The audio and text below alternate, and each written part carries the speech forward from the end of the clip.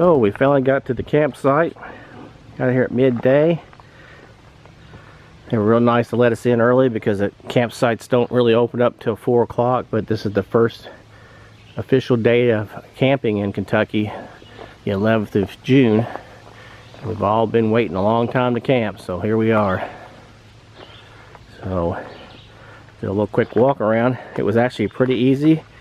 I didn't have as much trouble as my A-liner for the most part. It was had to deal with the hitch. The distribution hitch was a little bit more than I was used to, but that electric jack on there really helped out, and so that helped out.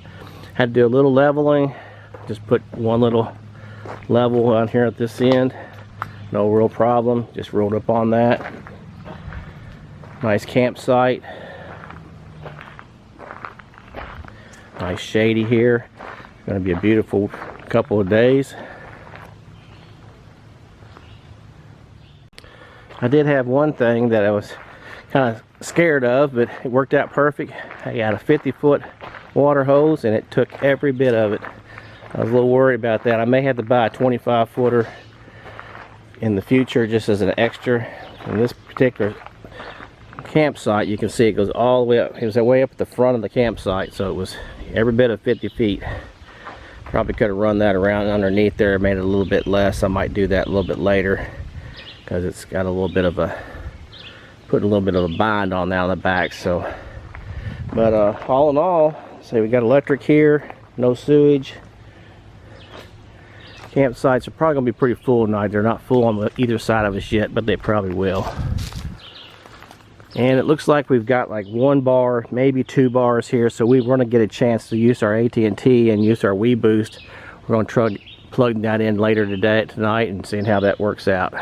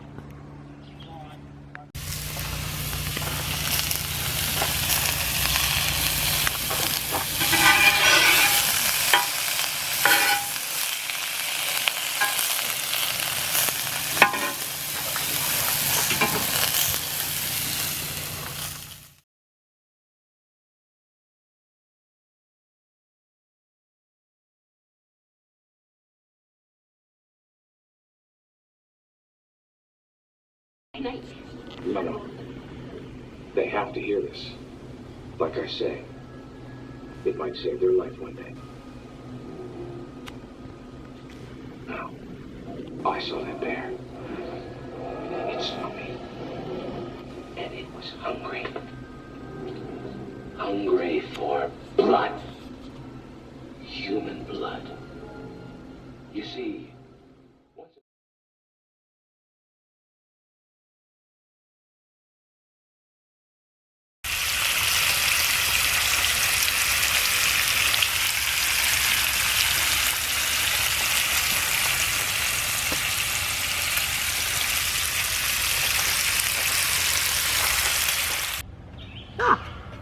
Well, we made it through the first night in our camper.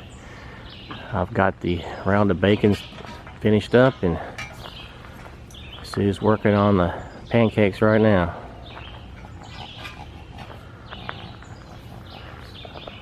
We have a few more things to do with our bedding situation, but other than that, we've had a great ride of our first time in the camper.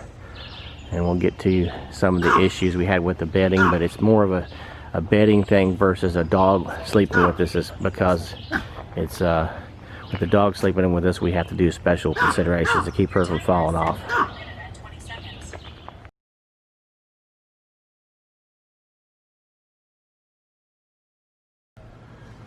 So we did get to try out our Wii Boost system. It did seem to help. We had about one, maybe 1.5 bars. Every once in a while we get 2 bars, but it wasn't a very good signal. So when we hooked that up, we temporarily hooked it up and outside here, it would get that signal back up to about 2.5, mainly around 2, but it was also a lot better signal. You could actually get data out pretty well. And then we had the antenna sitting over on our table over here, which is I took down now, but when we got close to that antenna, it would boost up. In fact, when you got within about a foot of that antenna, it boosted up to 4 or 5 star bars. So we'll just have to keep that in mind when we go and put the system in permanently inside, that we have to have that antenna close to wherever you're going to be at. I think you need to be within at least 3 to 4 feet of that to get optimum advantage of that Wii Boost system.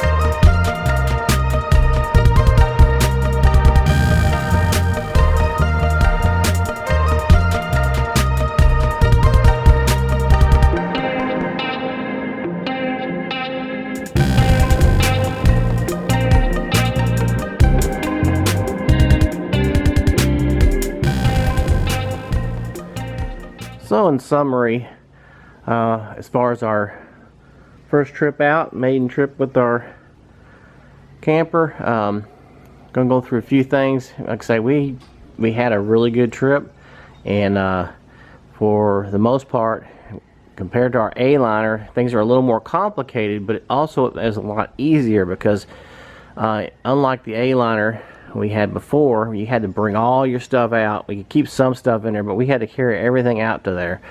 On this particular camper, we left most of the stuff in here, and we don't have to pack a lot of stuff other than your food and a few things like that.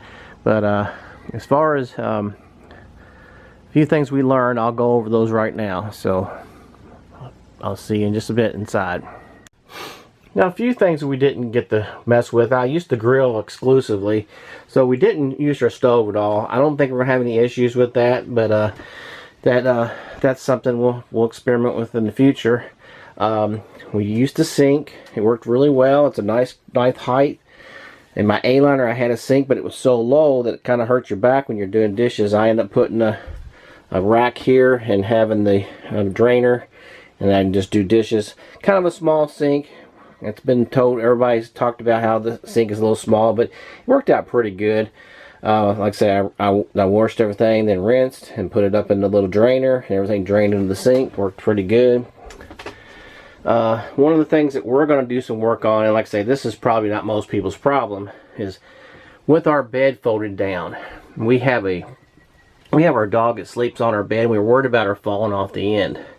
Down here at the end when the bed's down here. So we tried one of the child things that you put in the end to keep the dog from falling off. And the trouble with that is you couldn't climb over the end of the bed and get in, so you had to squeeze through the small gap. That when the bed's down, there's a small gap, and it was really not working too well.